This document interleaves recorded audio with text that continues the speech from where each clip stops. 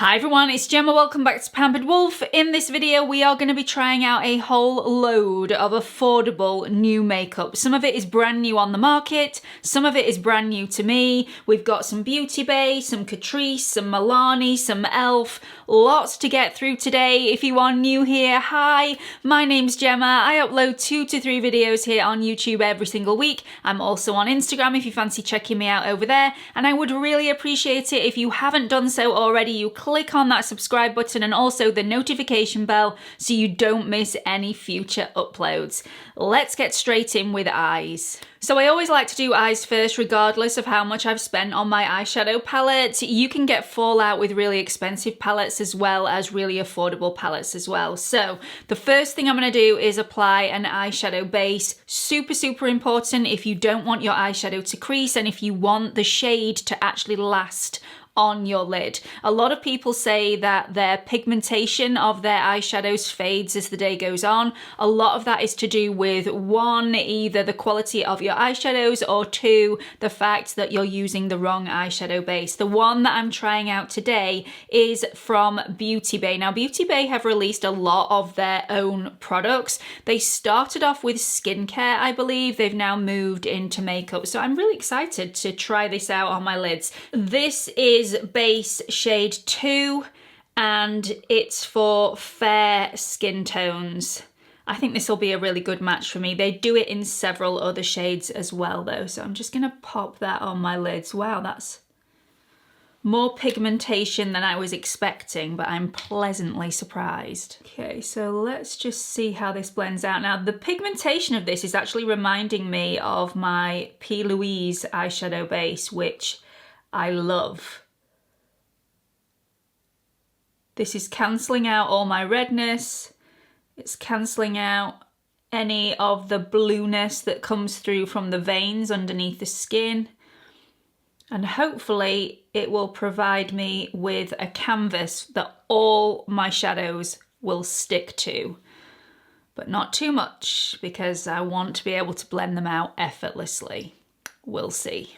So all in all, that blended out beautifully, very easily. It's not sticky. Some eyeshadow bases can be a little bit tacky and a little bit more glue-like on the surface of the skin. I don't find that with this one at all, which I'm happy about. I'm also happy with the pigmentation. Impressed with that so far. The eyeshadow palette I'm going to be using today is from Catrice. This is part of their Pro collection and the palette is called Lavendar Breeze. It's a really beautiful array of shades in there, but I'm not gonna lie, when I swatch these, and I will show you the swatches on the screen now, these feel quite cheap shadows. They're very dry, they're quite powdery, not as much pigmentation as I was hoping for, and yeah, I wasn't overly impressed, but you cannot judge a palette from the swatches, and you know, I'm not going to judge too soon. I haven't had these on my eyelids yet, so let's try some out. So firstly, I'm going to go into the shade Lover, which is this lilac shade. There's a lot flying around in the pan here because these shadows are so dry. And I'm just going to pop that in the crease and work that up towards the brow bone. Okay, let's see what some of the other shades are like. I'm going to go into this deeper purple shade, which they've actually called Lilac. I would have called this one Lilac, but hey, whatever. I didn't bring the palette out. Who am I to judge? So I'm actually going to apply this with my finger because I feel like I get better pigmentation that way.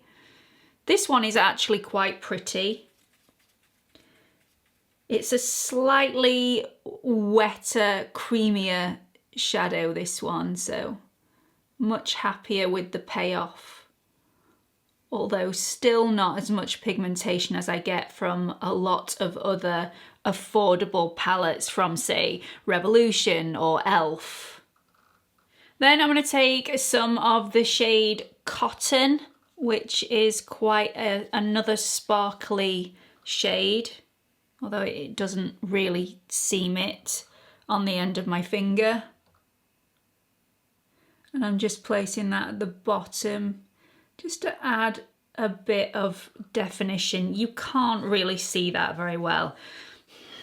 Finally, I'm going to take the shade Deep, which is the darkest shade in the pan. It's got a nice variety of mattes versus metallics and sparkles in this palette, so I'm a little bit disappointed I don't like it as much as I feel like I should. I'm just going to pop that on as a bit of liner. This has got colour pigmentation payoff though. I do like that. I like that about this shadow. Okay, so I've done with this palette for now. I will dip back into it a little bit later on to do with the lower lash line. Let's move on to some Milani. Now, I've heard a lot about these next two items. They're both the same item, I've just got them in two different shades. So these are the Milani Supercharged Brightening Under Eye Tint. So I've got this in 110, which is pink. This is the fairest shade that they do. And I've also got this in 120, which is peach, which is meant for light to medium skin tones. So this is more fair to light, and the peach is more light to medium. I got them both because I like both a pink colour corrector and a peach colour corrector underneath my eyes. These are supposed to brighten, they're not supposed to give masses of coverage, they're just supposed to make you look slightly more awake. So I may cover these over with a bit more concealer a little bit later because I am trying out quite a full coverage foundation. So, you know, just leaving it like this might look a little silly, but I want to try these shades out on a bare skin so we can see what these are going to look like. So these are the two shades. We've got peach and then we've got pink. I'm going to put the pink on this side first. There's a lot of hype surrounding these.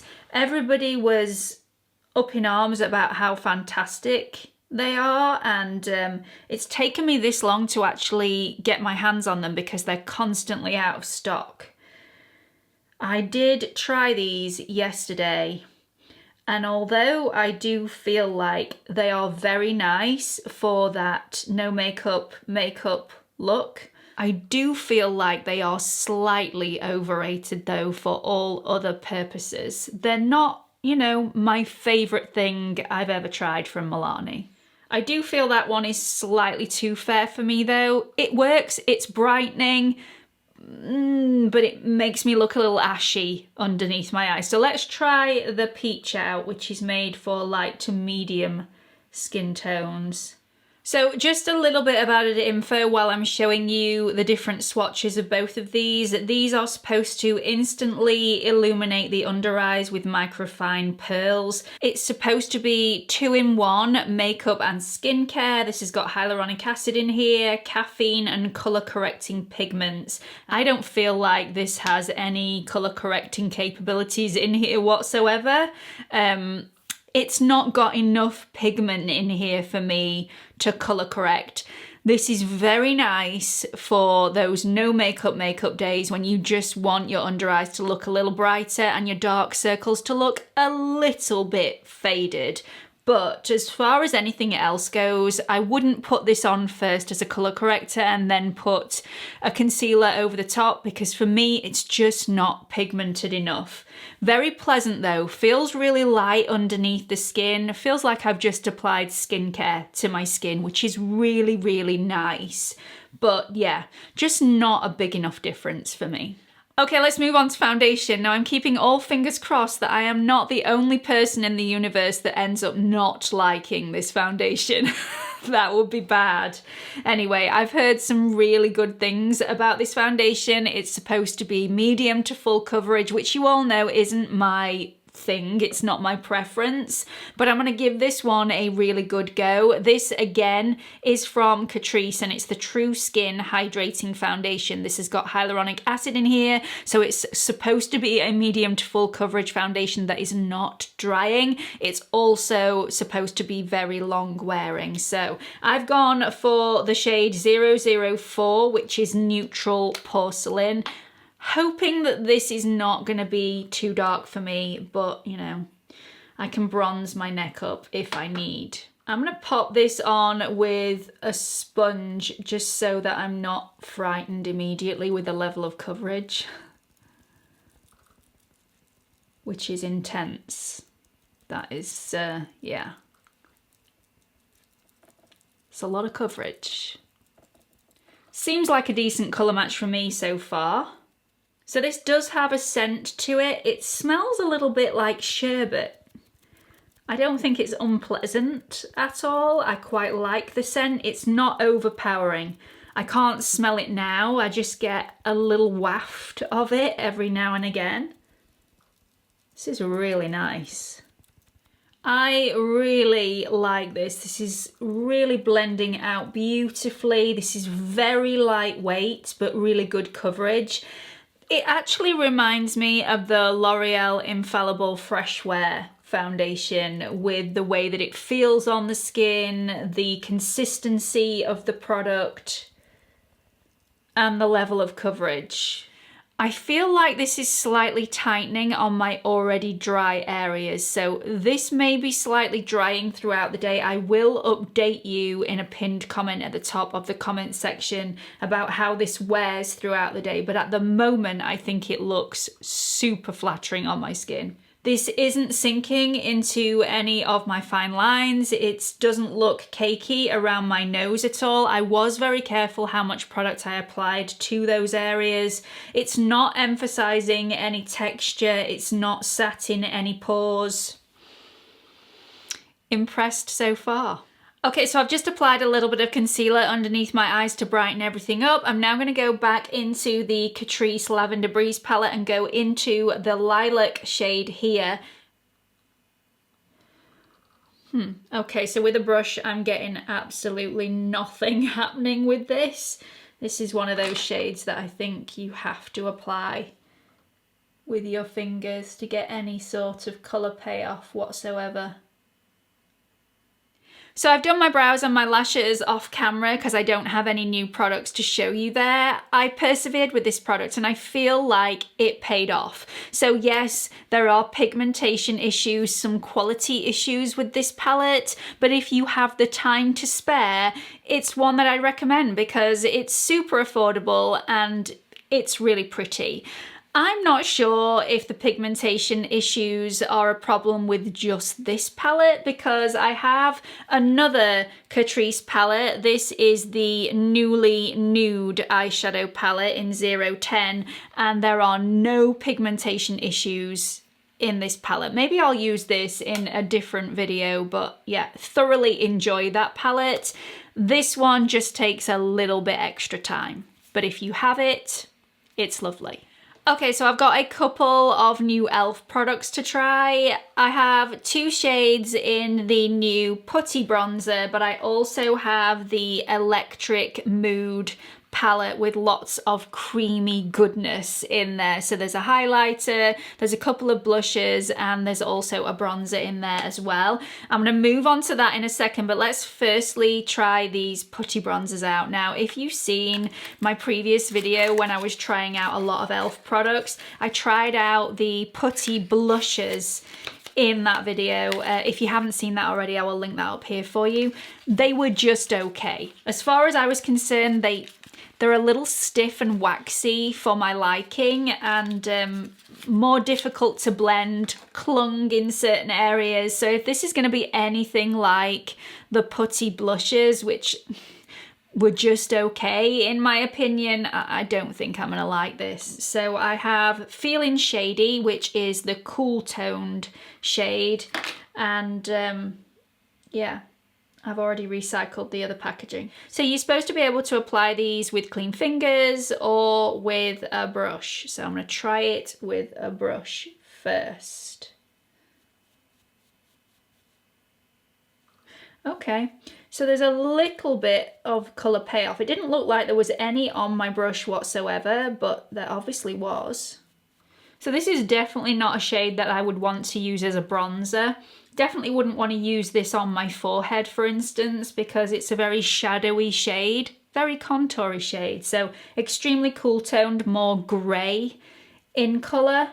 Okay, so I've just dipped into the Electric Mood palette and realised that the bronzer in that palette is very similar in tone to the Putty bronzer. So I'm going to go in with the Putty bronzer and risk it.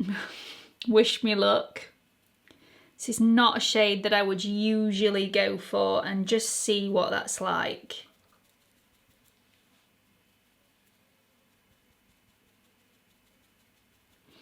The colour payoff of these isn't massive.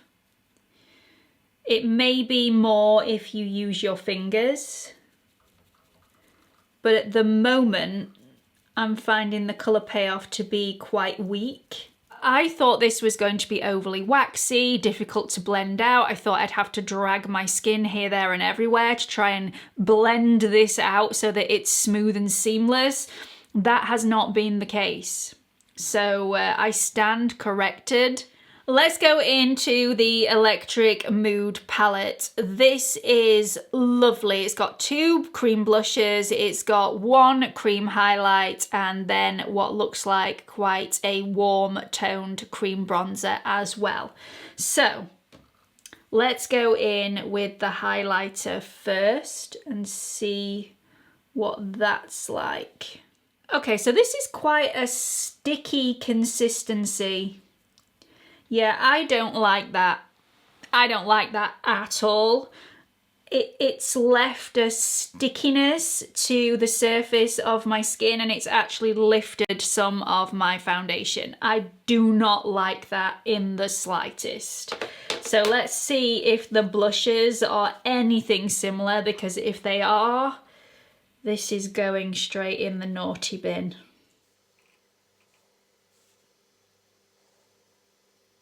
I really like that. There is no stickiness to the surface of the skin. That blended out beautifully. Very, very easy to apply.